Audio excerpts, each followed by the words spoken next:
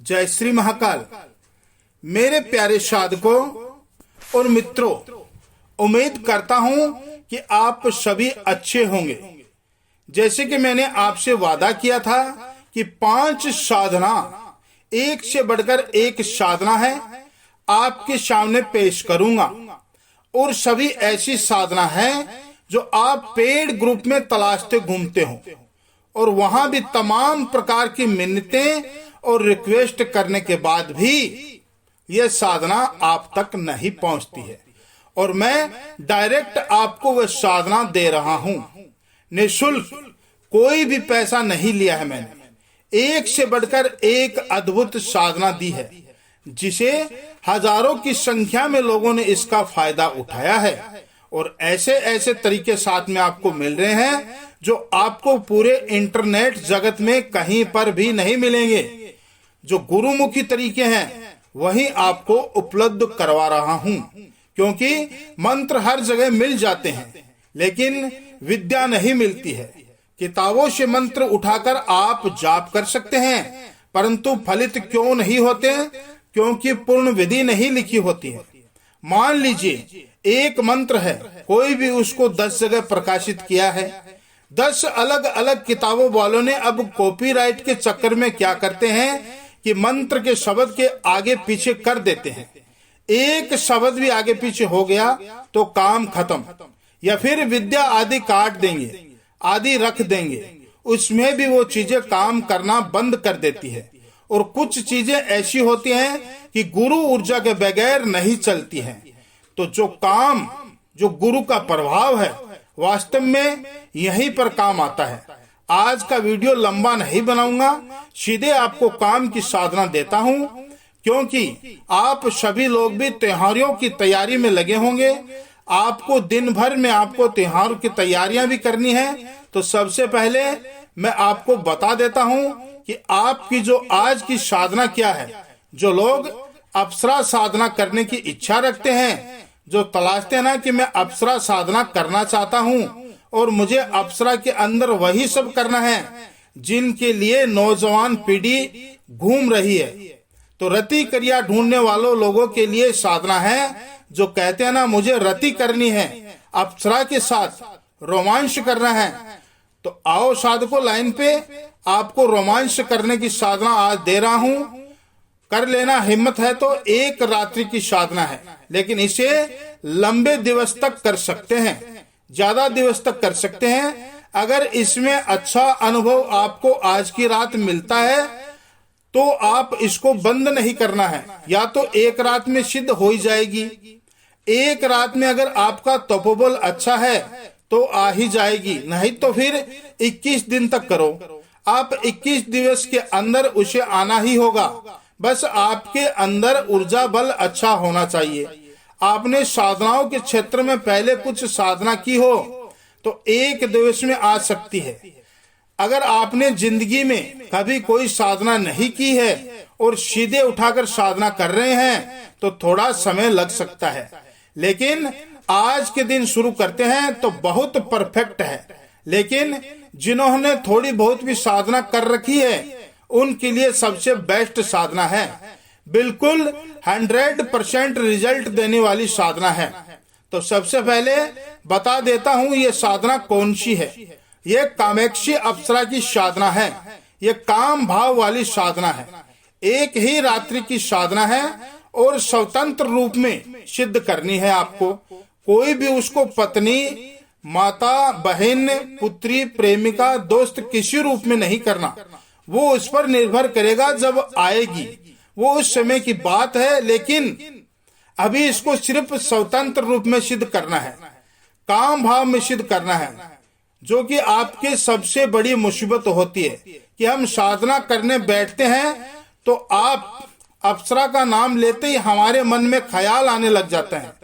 जो फिल्मों की हीरोइनों को देखकर ये हाल होता है तो अप्सरा तो हजारों करोड़ों गुना अधिक सुंदर होती है। एक पर्सन, किसी साधक ने पूछ लिया था कि जब अप्सराएं जब आती है तो उसकी पहचान क्या है, तो वह भी वीडियो के अंदर ही आपको जानकारी मिल जाएगी। अगर वह अनुभूतियां आपको हो तो समझ लीजिएगा कि यह क्या हो रहा है।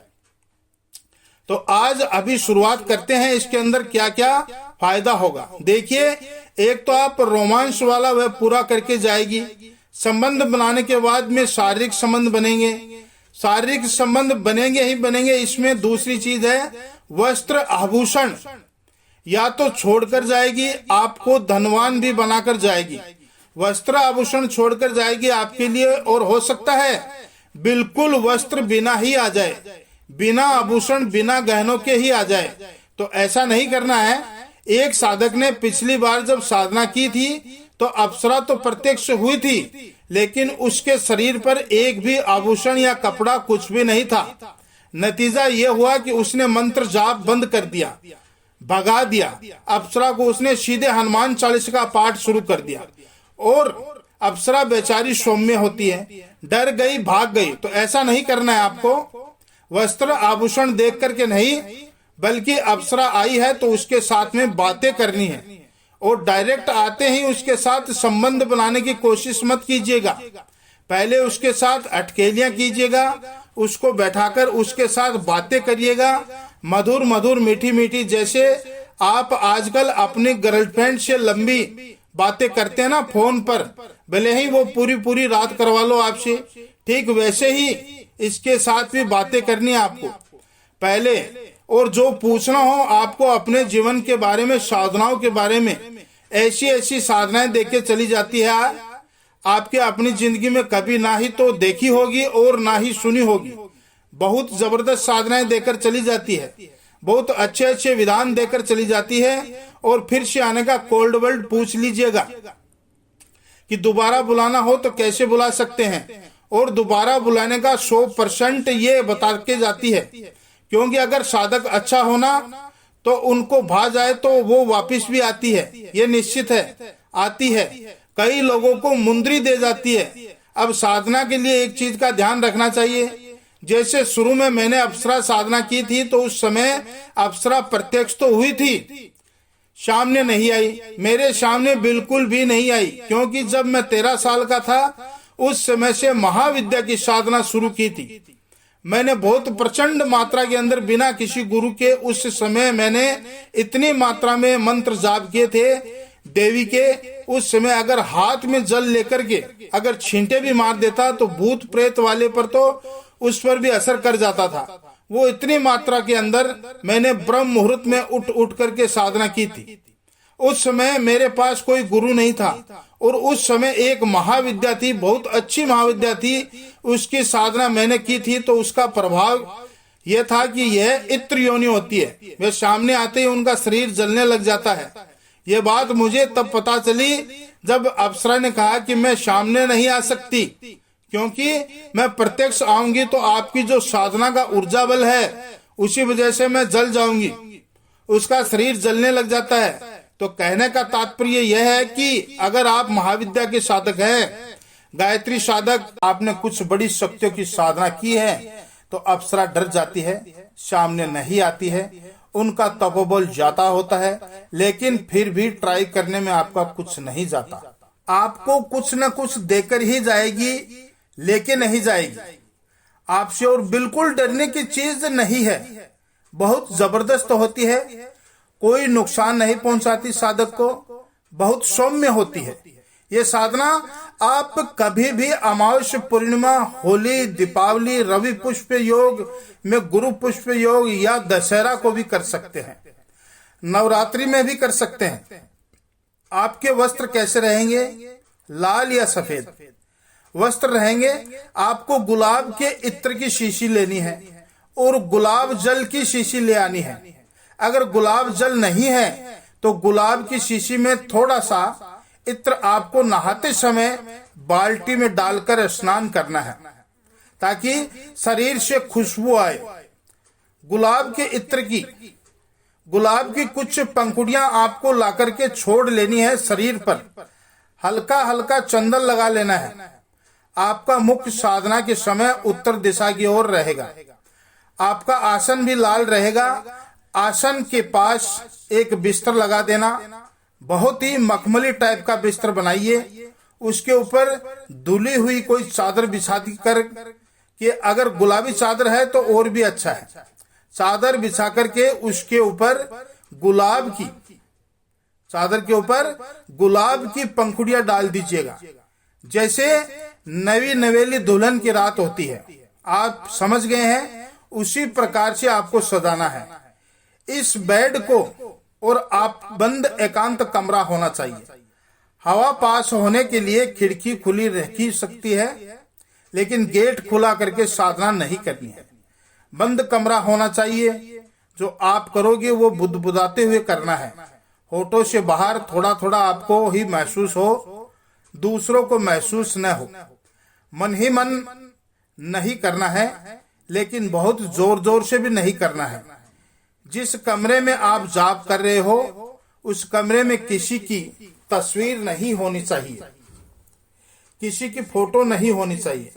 समझ रहे हैं? आप कोई देवी देवता या फिर किसी मरे हुए व्यक्ति की, साधारण व्यक्ति की, जीवित व्यक्ति की कोई भी फोटो मत रखो। उसमें सब फोटोएं हटा देनी आवश्यक है, वस्तुएं हटा देनी है। भोजन सामग्री पड़ी हो तो वो भी हटा देनी है, और सिर्फ एकांत कमरा चाहिए आपको। और शाम के समय 6-7 बजे के आसपास आपको गुरु गणेश, इष्ट देवता, कुल देवी, पितृ का भोजन या शिव दुर्गा का पूजन कर लेना। पंचोपचार पूजन करके आज्ञा लेवे, साधारण भोजन कर लेवे, उनसे आज्ञा लेवे कि मैं ये साधना कर रहा हूँ कामेक्षी अप्सरा की, मुझे पूर्ण सफलता प्रदान करे। और कोई भी कवच पाठ नहीं करना है, हनुमान चालीसा या कोई भी देवी देवता का पाठ नहीं करना है। इसमें शाम के समय जो करना है वो कर लेवे, लेकिन रात्रि को कवच पाठ इत्यादि भी नहीं करना है। शाम को भी कोशिश पाठ ना करें। रात में केवल और केवल जाप आप बैठोगे आसन पे, स्नान ध्यान करने के बाद में तो केवल कामेक्षी अप्सरा का आह्वान करना है, और बार बार बोलना है कि आसन बिस्तर पर विराजमान होए, बिस्तर पर विराजमान होए। आपको आसन देना है। 5-6 बार बोल के बाकायदा आपको कामेक्षी अप्सरा का नाम लेना है। और ये बोलन है कि देवी कहीं ऐसा मत बोल देना कि मेरी बाबू सोना पधारो, आप ये मत बोल देना। ये बोलना है देवी आप पधारो, मैं आपकी साधना कर रहा हूँ, आप पधारो, दर्शन दे और मेरे ऊपर कृपा करे। ये बाबू सोना वाले जो आप अपने नॉर्मल बोलते हैं ना, वैसे मत बोल देना। मेरी बाबू पधारो, मेरी सोना पधारो, ले डूबेगी आपको। सोना के चक्कर में साधना खंडित हो जाएगी। आपको गुलाब की अगरबत्ती और धूप बत्ती रखनी है, और दीपक जलाना है।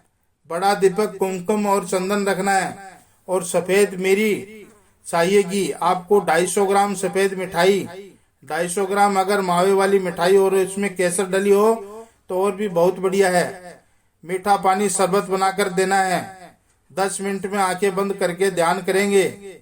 उसके बाद आपको 5 माला इस मंत्र का जाप करना है।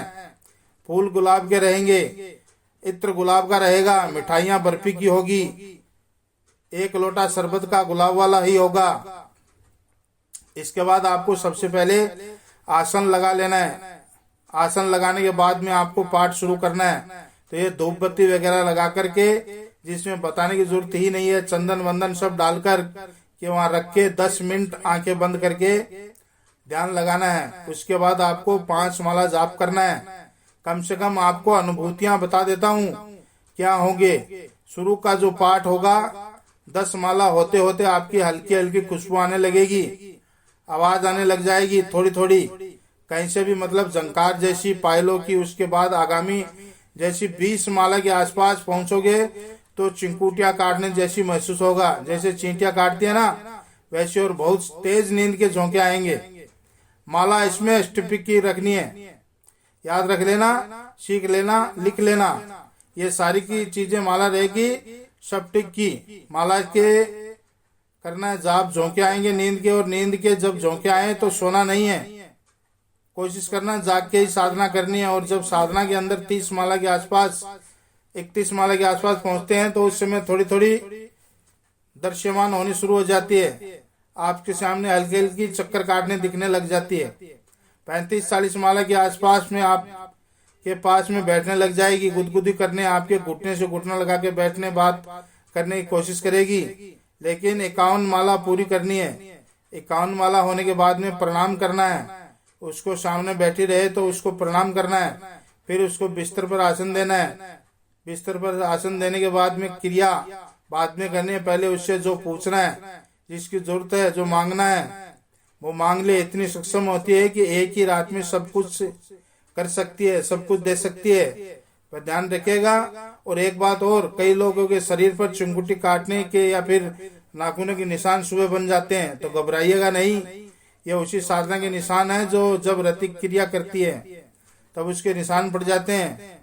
उसके साथ बहुत ही कोमल सौम्य व्यवहार करना है और ये बहुत कुछ देकर जाएगी।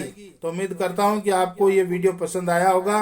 अगर वीडियो पसंद आए तो वीडियो को लाइक करो, अधिक से अधिक लोगों तक शेयर करो। आज के लिए बस इतना ही।